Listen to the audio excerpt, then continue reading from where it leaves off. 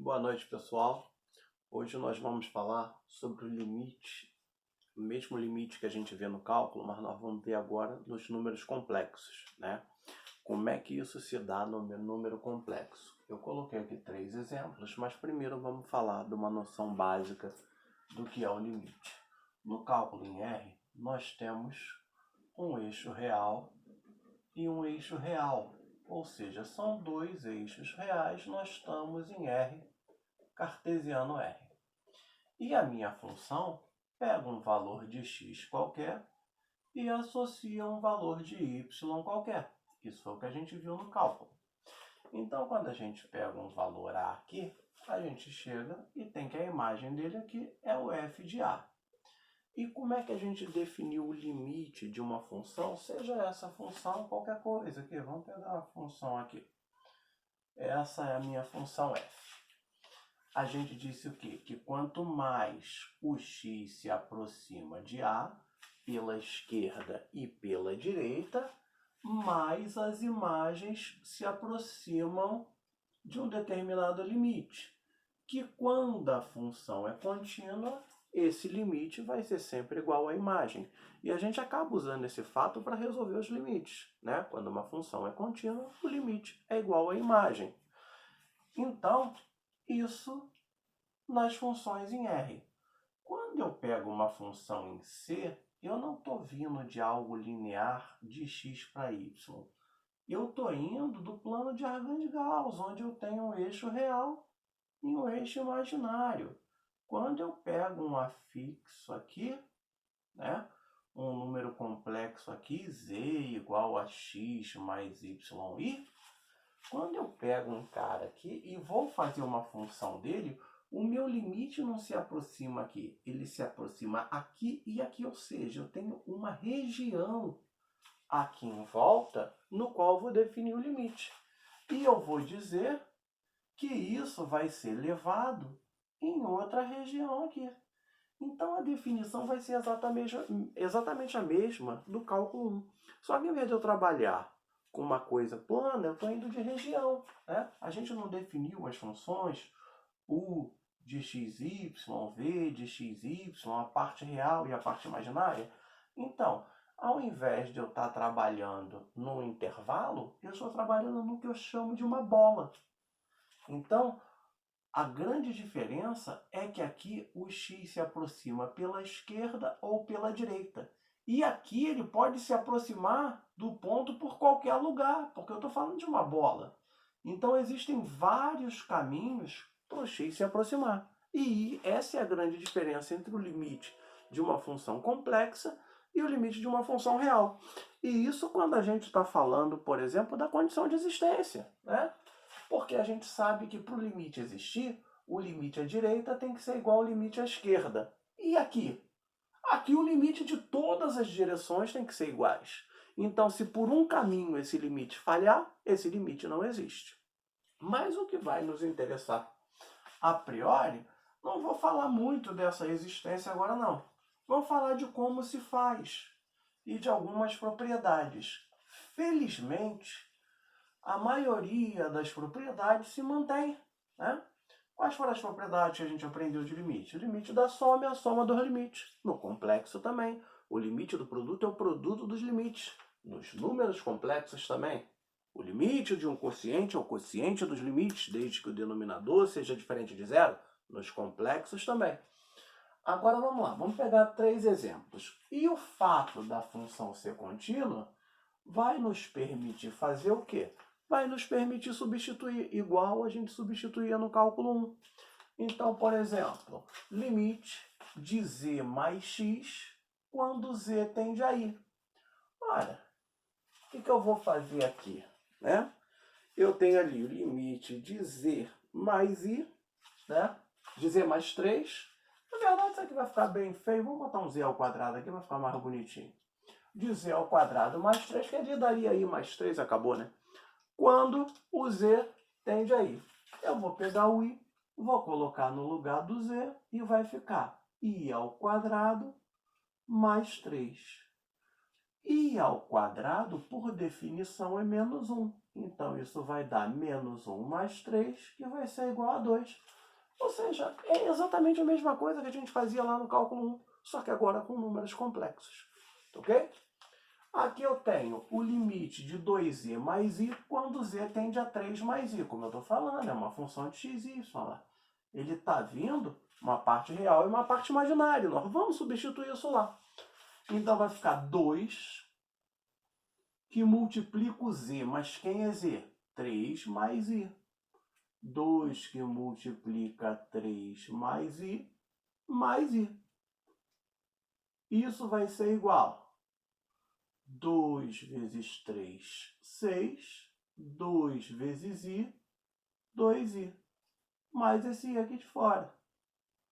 E isso vai ser igual a 6, 2i mais i, 3i. Então, a gente substitui e calcula. Aí, o que vai acontecer? A gente viu que o grande problema do limite eram aquelas indeterminações. E quando a gente tinha um zero sobre zero, a gente podia fatorar de alguma forma e resolver.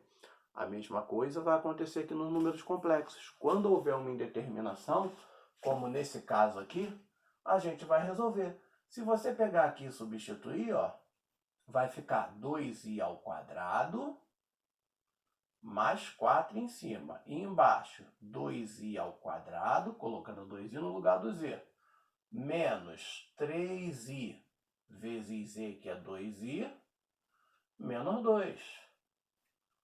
2i ao quadrado, 2 ao quadrado, 4. I ao quadrado é menos 1. Então, menos 1 vezes 4 vai dar menos 4. Mais 4 ao zero de cima aparecendo. Se der zero em cima e não der zero embaixo, problema nenhum, o limite é zero. Mas se der zero em cima e zero embaixo, você vai ter que correr atrás de uma fatoração. E aqui eu vou ter, ó, 2i ao quadrado, que vai dar menos 4. Menos 3i vezes 2i. 3 vezes 2, 6. I vezes i ao quadrado, que é menos 1. Com esse menos aqui vai dar mais. Então, isso vai dar mais 6, menos 2. E olha lá, bingo, né? Claro, eu coloquei para isso acontecer. 0 sobre 0 é uma indeterminação. O que é que nós vamos fazer? A mesma coisa que no cálculo 1. Ou tu vai apelar para o Briorro-Fini, ou tu vai apelar para o macete, né? Eu sempre digo o seguinte, quando esse cara zero em cima e zero embaixo, ele vai ser uma das raízes. Isso já te facilita fatorar alguma coisa. Tu já sabe que vai ter alguma coisa do tipo x menos 2i em evidência. Sempre vai acontecer isso, né? Então, a gente tem ali, deixa eu pegar o apagador aqui. A gente vai pegar ali, o que a gente vai fazer? A gente vai fatorar em cima e embaixo e cancelar esses caras aí. Então, eu vou pegar aqui e vou fazer z ao quadrado mais 4, né? Isso já vai ficar o limite quando o z tende a 2i. Z ao quadrado mais 4. Lembra do produto do quadrado, da diferença de quadrado de dois termos? No complexo é a soma de quadrado, porque i ao quadrado é menos 1. Quando a gente fazia aquele denominador multiplicando pelo conjugado, não dava positivo. Isso aqui, ó, z ao quadrado mais 4, isso nada mais é do que isso pode ser fatorado, né? Isso aí, quando a gente pensar que 2i ao quadrado mais 4, seria o quê? Z mais 2i, z menos 2i. Pensa nisso dessa forma, tá certo? Isso vai ser z mais 2i, que multiplica z menos 2i. É o produto da soma pela diferença, né? Dá aquela conferida, z vezes z, z ao quadrado, né? Aí vai ficar menos 2i mais 2i, que vai cancelar. E 2i vezes menos 2i vai dar menos 4i ao quadrado, que é mais 4. Dá certinho, z ao quadrado mais 4. Sempre lembrando que ao quadrado é menos 1. E embaixo, né? Isso aqui é uma equação de segundo grau. Ou a gente pode lembrar do produto de Steven, né? Ou seja, sem falar em raízes da equação, sei que o produto vai dar esse aqui. E a soma vai dar esse aqui. Sei que um deles vai ser menos 2i, ó. Então, menos 2i para dar menos 3i, precisa um menos i aí. Então, ó, vai ser x menos... x não, né? Trabalho com z, o vício do x. Z menos I, Z menos 2I. Vamos tentar isso aí. Porque eu preciso que essa soma dê menos 3i, tá certo? Eu preciso que isso aqui mais isso aqui dê esse cara do meio. E que isso aqui vezes isso aqui dê esse cara do final. De fato, menos i vezes menos 2i vai dar mais 2i ao quadrado, que é menos 2. E menos i menos 2i é menos 3i. Pode multiplicar aqui, ó. Vamos fazer aqui rapidinho. Z vezes Z, Z ao quadrado. Z vezes menos 2i, menos 2zi. Menos i vezes Z, menos iz. Menos i vezes menos 2i vai dar mais 2i ao quadrado, que vira menos 2. Vai dar z ao quadrado menos 3zi menos 2. Que é exatamente o que eu tenho aqui. Claro, aqui está 3iz, 3i, 3iz é a mesma coisa. Então, uma vez que você fatorou isso aí, né? Aí você vai pegar e vai fazer o quê? Vai cancelar. Z menos 2i vai cancelar com Z menos 2i. Vai sobrar quem? Vai sobrar o limite quando o Z tende a 2i de Z mais 2i em cima, Z menos i embaixo.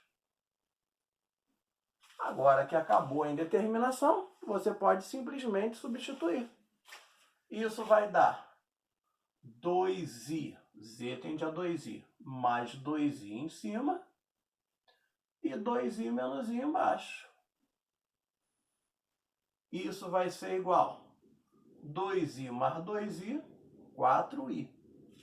2i menos i, e 4i dividido por i vai dar quanto? Vai dar 4. Não é isso? Então, quando eu pego uma coisa desse jeito, eu penso da seguinte forma, né? Dá 0 sobre 0? Não. Fechou, acabou, fez. Deu 0 sobre 0, alguma fatoração igual no cálculo 1. Gente, então é isso. Limite de complexos aí. Dá uma olhada nesses exemplos, depois eu vou mandar exercício para vocês. Um abraço.